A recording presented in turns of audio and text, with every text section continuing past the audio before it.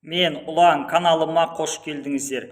Бүгін сіздерге әлемнің 7 кереметінің бірі, яғни Египет пирамидалары жайында сіздерге біраз ақпараттар айтқым келіп отыр. Енді өздеріңіз білесіздер, Египет пирамидаларының салынуы жайында, оларды кім салды? Бұл сұрақтардың жауаптарын әлі күнге дейін ғалымдар таба алмай отыр. Яғни адамзат үшін құпия құрылыстардың бірі болып қалып отыр. Әрине, ол болашақта енді бұл құпия ашыла жатар, әзірге белгісіз болып отыр ғой.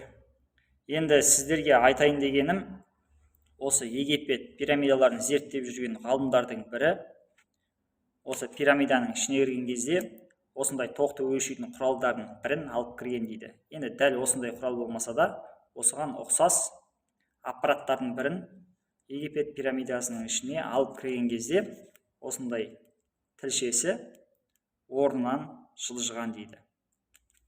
Бұл нені білдіреді? Демек, осы Египеттегі пирамиданың ішінде электр энергиясы бар деген сөз. Бірақ ол энергияны ол пирамида қайдан алады, қалай алады? Бұл әрине құпия ғой.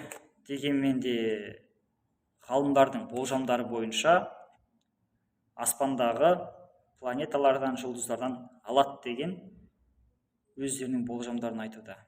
Демек, пирамида энергияны аспаннан алады, ғарыштан алады деп өздерінің болжамдарын ғалымдар айтып жүр. Ал сіздер қалай ойлайсыздар?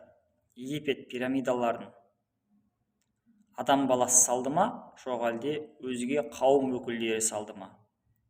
Егер де адам баласы салған болса, онда ол пирамидаларды қалай салды? Қандай материалды қолданды осы Египет пирамидаларын салу үшін? Және де ғалымдардың айтқан болжамындай, расымен де бұл пирамидалар электростанция қызметін атқаруы мүмкін бе? Міндетті түрде осыған байланысты өздеріңіздің ойларыңызды комментарийге жаза кетсеңіздер. Көңіл қойып тыңдағандарыңызға көп-көп рахмет.